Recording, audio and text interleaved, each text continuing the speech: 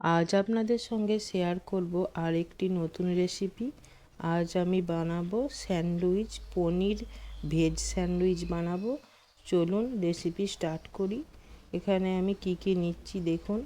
এখানে আমি red red bell pepper, yellow bell pepper, আর এখানে গাজর, গ্রিন বেল পেপার, পনির, আর তার সঙ্গে নিয়েছি বাঁধাকপি, বেগুনি বাঁধাকপি, যেটা ওটা স্যালাডের মতো খাই, সেটা নিয়েছি। চলুন এখানে আমি পাউরুটিগুলো এক পিঠগুলো সেঁকে নিচ্ছি। আমি এখানে ব্রাউন ব্রেড দিয়ে করছি একটু হেলদি বানানোর জন্য। আপনারা নর্মাল ব্রেডেও করতে পারেন, কোনো অসুবিধা নেই। ব্রাউন ব্রেড তো সব জায়গায় পাওয়া যায় না। চলুন, হয়ে গেছে আমার পাউরুটিগুলো সেঁকা হয়ে গেছে এক পিঠগুলো। এরপরে আমি একটা তাওয়া বসিয়ে নিলাম ছোট, তাতে কিছুটা সাদা তেল দিলাম। এটা একটু আমি অন্যরকমভাবে বানাবো। দিয়ে এরপরে পনিরটা ছোট ছোট টুকরো করে নিয়েছি, এগুলো এরপরে ভেজে নেবো হালকা করে। আর সবজিগুলোও আমি হালকা করে ভাজবো, কারণ এই সবজিগুলো যদি একটু হালকা করে ভাজা থাকে তাহলে আপনার ভেতরের যে স্যান্ডউইচের ভেতরে যেটা খেতেও ভালো লাগে। আর ওইটা যদি আপনি বেশি করে বানিয়ে রাখতে চান, ফ্রিজে রাখতে পারেন, 3 দিন 4 দিন থেকে যাবে, কোনো অসুবিধাই হবে না। আমি সেটাই আপনাদেরকে দেখাবো। কাঁচাটা দিলে হয়তো নাও থাকতে পারে, নষ্ট হয়ে যেতে পারে, সেই জন্য আমি হালকা করে একটু ভেজে নিচ্ছি। আর এইরকম করে ভেজে নিলে এটা খেতেও ভালো লাগবে, কাঁচা গন্ধটা চলে যাবে। দেখুন, গাজর দিলাম, তার সঙ্গে red bell pepper, yellow bell pepper, green bell pepper সব দিয়েছি। মানে ক্যাপসিকাম, 3 রকমের কালারফুল ক্যাপসিকাম দিয়েছি। তার সঙ্গে এই যে বেগুনি বাঁধাকপিটা দিলাম। সুইট কর্নটাকে হালকা করে আমি সেদ্ধ করে রেখেছিলাম, ওটা দিলাম।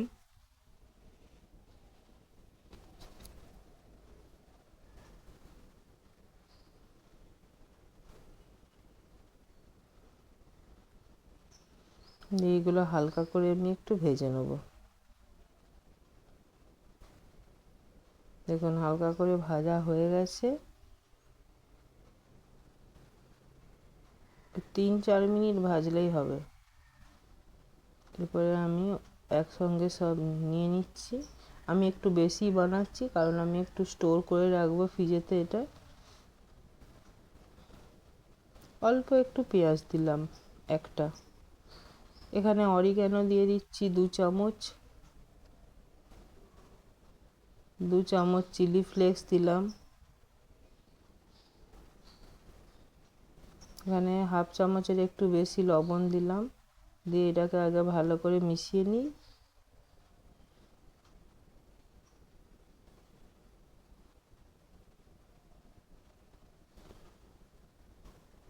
তারপর এখানে মেয়োনিজ দেবো। স্যান্ডউইচে মেয়োনিজ না দিলে ঠিক ভালো লাগে না, এটা অবশ্যই আপনারা রাখবেন মেয়োনিজটা।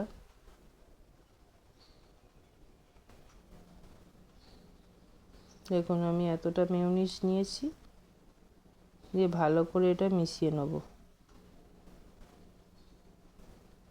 আর এতটা তো আমি ইউজ করব না, এর হাফ ইউজ করব, হাফটা আমি রেখে দেবো ফ্রিজে একটা কৌটোতে, ভালো করে রেখে দেবো। চলুন এরপরে স্যান্ডউইচগুলো বানানো শুরু করি।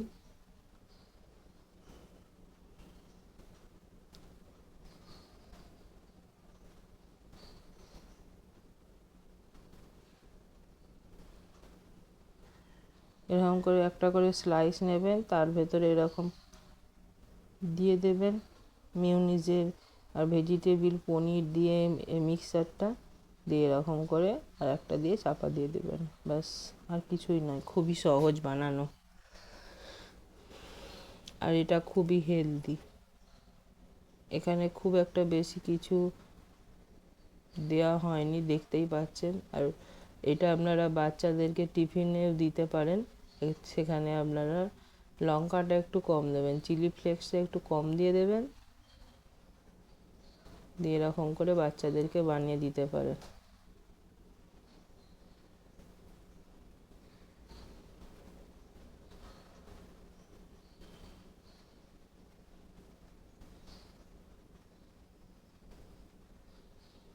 চলুন, আমার রেডি হয়ে গেছে। আমি এরপরে ভেজে নেবো, আর একটা বানিয়ে নিয়ে ভেজে নেবো।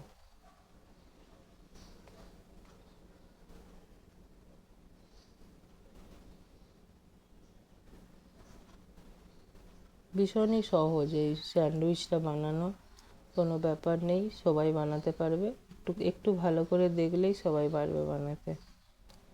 আর দোকানের স্যান্ডউইচ কিনে খেতে হবে না। দোকানে তো এতটা করে দেয়ই না, খুবই কম দেয়।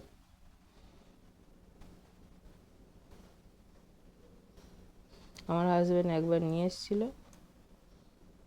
খুবই কম দেয় ওরা।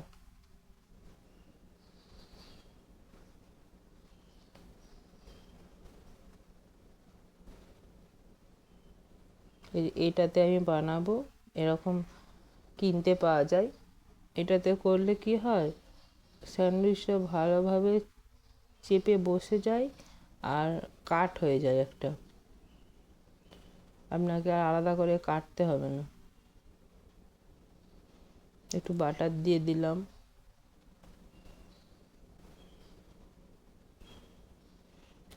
এবার গ্যাসের ফ্লেমটা কমিয়ে একটা স্যান্ডউইচ দিয়ে দেবো।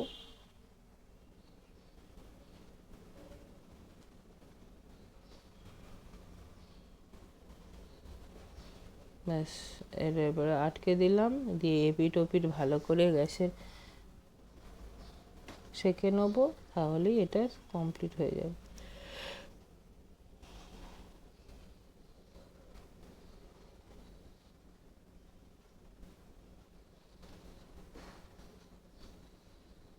দেখুন এটা হয়ে গেছে, এবার নামিয়ে নিচ্ছি।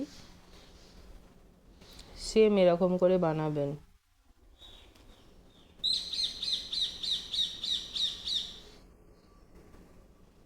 আবার একটু বাটার দিয়ে আর একটা আমি বানিয়ে দেখাচ্ছি।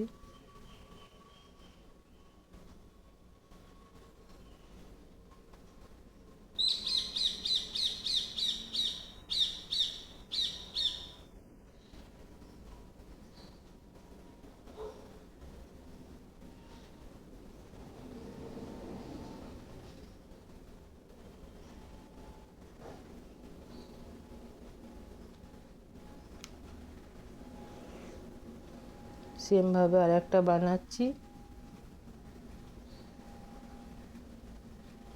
গ্যাসের ফ্লেমটা মিডিয়ামে রাখবেন যাতে পুড়ে না যায়। দেখুন এটাও হয়ে গেছে। দেখুন আমার কমপ্লিট হয়ে গেছে। বাড়িতে কিছু এরকম স্ন্যাক্স ছিল, এবিসিডি আমার ছেলের জন্য আনা হয়েছিল, এগুলো একটু ডেকোরেশনের জন্য ভেজে নিয়েছিলাম, এগুলোও দিয়ে দিলাম। রান্নাটা এখানেই শেষ করছি।